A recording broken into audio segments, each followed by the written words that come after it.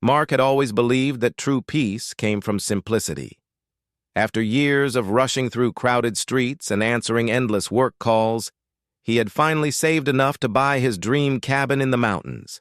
The place wasn't grand, but it had character.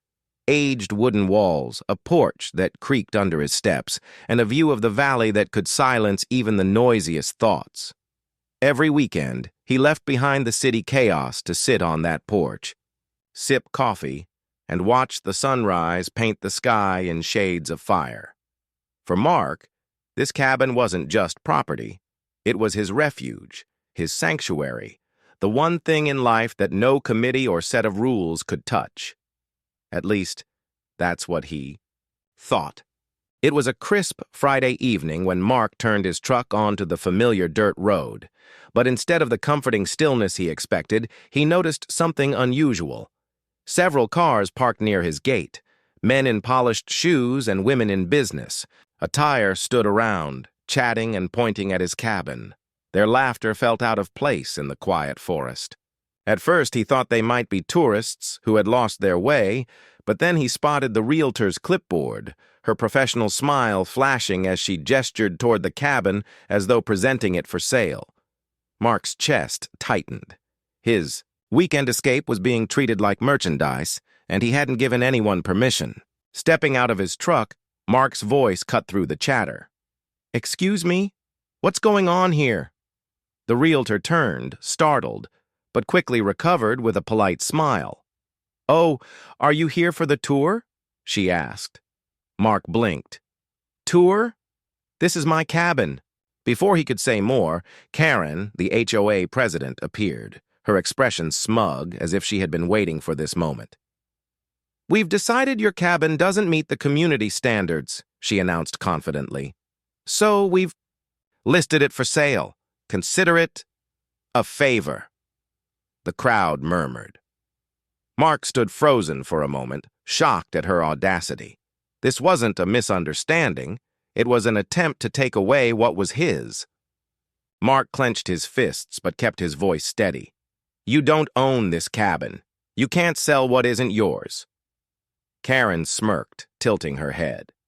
"We're just trying to help. Your cabin lowers the image of this community. We've already found interested buyers." Around them, curious neighbors whispered, some embarrassed, others entertained by the drama unfolding. The Realtor shifted uncomfortably, sensing the tension, but unwilling to offend the powerful HOA leader.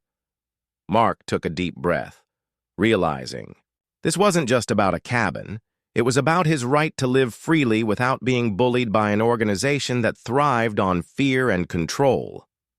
Instead of wasting words, Mark turned back toward his truck. The crowd watched, puzzled by his calmness. He reached into the back, pulled out a heavy chain, and walked slowly to the gate. With deliberate movements, he looped the chain through the wooden posts and locked it with a steel padlock that echoed in the stillness. Then, from the side of his truck, he lifted a freshly painted board and hammered it onto the gate. In bold black letters it read, "Private property, not for sale." The sound of the hammer striking nails carried through the trees like a warning bell. Suddenly, the laughter, the chatter, the arrogance, it all faded. For the first time, the group didn't know what to say. The Realtor cleared her throat nervously, glancing at Karen. "This doesn't seem legal," she whispered. The buyers, who moments ago looked eager, now shuffled their feet awkwardly, avoiding Mark's eyes. One by one, they retreated to their cars, murmuring excuses as if they had been caught somewhere they shouldn't be.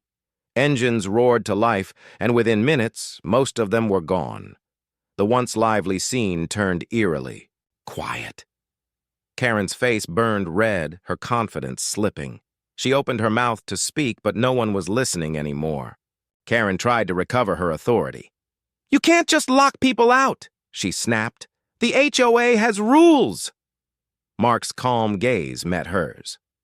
"Your rules don't own my home," he replied firmly. His words carried more weight than any shouting. "Match." The Realtor, embarrassed, packed her files and muttered an apology to Mark before driving away, leaving Karen standing alone. A few neighbors who had witnessed everything chuckled softly. "Looks like someone finally stood up to her," one whispered.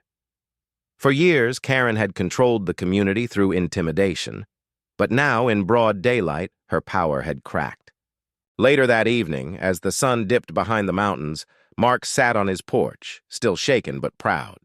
To his surprise, several neighbors stopped by. They weren't there to criticize, they were there to thank him. An older couple admitted that they too had been pressured by the HOA, forced to repaint their home multiple times, just to satisfy Karen's shifting demands. Another neighbor confessed he had thought about selling his house simply to escape her control. "But today," he said, "you showed us we don't have to be afraid." For the first time, Mark realized his quiet act of resistance had sparked something bigger than himself. At the next HOA meeting, the atmosphere was tense but subdued. Karen avoided eye contact, speaking in clipped sentences as she hurried through the agenda. The board members mumbled about misunderstandings, but the neighbors weren't fooled. Everyone had seen what happened. Mark didn't need to raise his voice or argue. He had drawn a line with quiet strength, and it was enough. Weeks later, back at his cabin, he leaned against the porch railing, watching the stars pierce through the night sky. The gate remained locked, his sign still firm. The cabin was more than just wood and stone. It was a symbol of freedom, of courage, of the unshakable truth that no one can steal the peace you build for yourself. And that was a story the whole community would remember.